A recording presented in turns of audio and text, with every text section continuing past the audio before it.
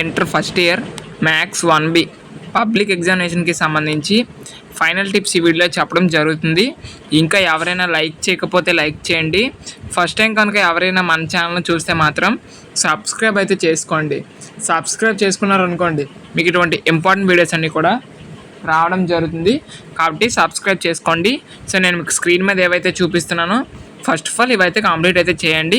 ఒకవేళ మేము preparation complete అయిపోయింది అనుకుంటే మాత్రం నేను మీకు స్క్రీన్ మీద ఏవైతే చూపిస్తున్నానో ఈ క్వశ్చన్స్ అయితే ఆన్సర్ చేయండి చూడకుండా. ఇవి చేశారనుకోండి మ్యాక్సిమం మీకు పబ్లిక్లో ఎక్కువ మార్క్సే వస్తాయి.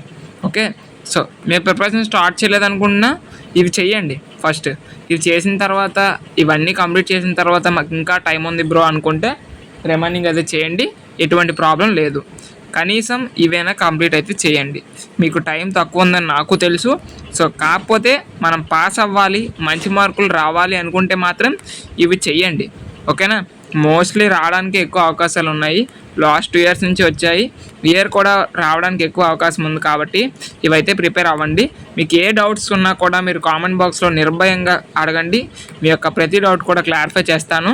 నేను ఎప్పటివరకు ప్రిపరేషన్ స్టార్ట్ చేయలేదంటే పాస్కి సంబంధించి కూడా క్వశ్చన్స్ ఇస్తాను. ఓకేనా, ఫస్ట్ ఆ క్వశ్చన్స్ కంప్లీట్ చేయండి, ఆ క్వశ్చన్స్ తర్వాత రిమైనింగ్ చేయండి. ఓకేనా, ఆ ఒకటే చేసి ఉండిపోమని ఎప్పుడు ఎవరికి చెప్పను.